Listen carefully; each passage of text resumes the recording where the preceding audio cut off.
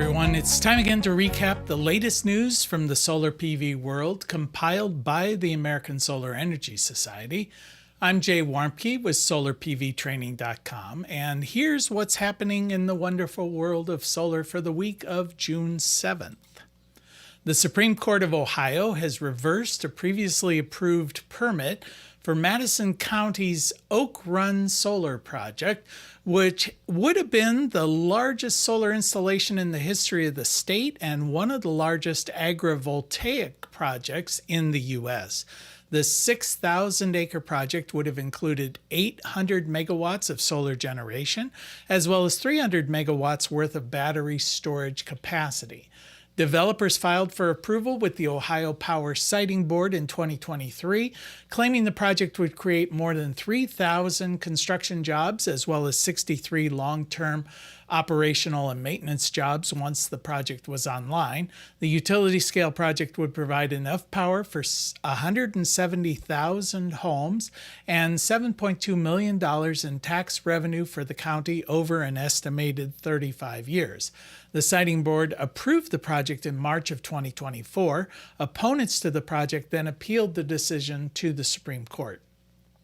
The court, comprised of 7 Republicans and 1 Democrat, reversed the permit issued by the Siting Board on technical grounds, stating that the developers did not submit enough photographic simulations or pictorial sketches that displayed the project from the public's vantage point.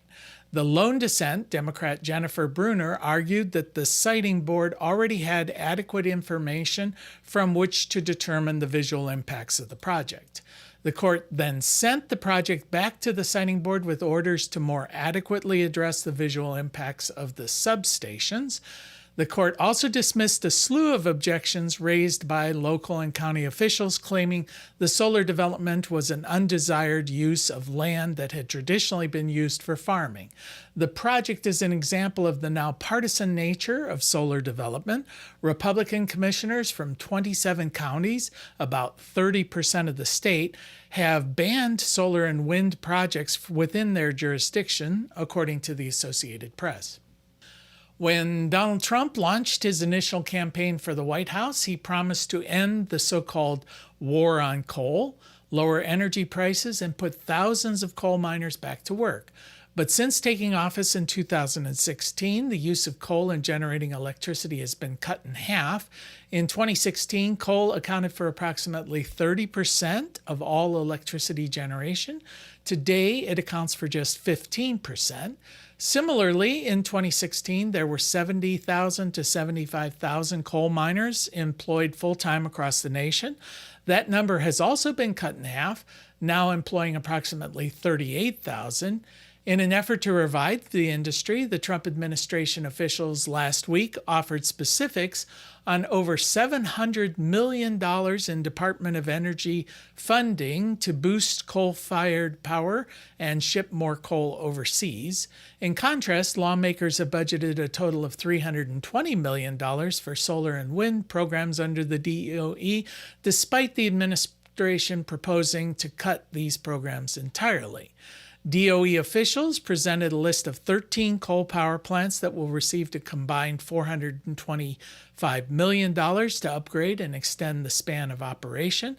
They also announced plans to fund 2 new coal-fired power plants, one in Anchorage, Alaska, and another in Mount Storm, West Virginia.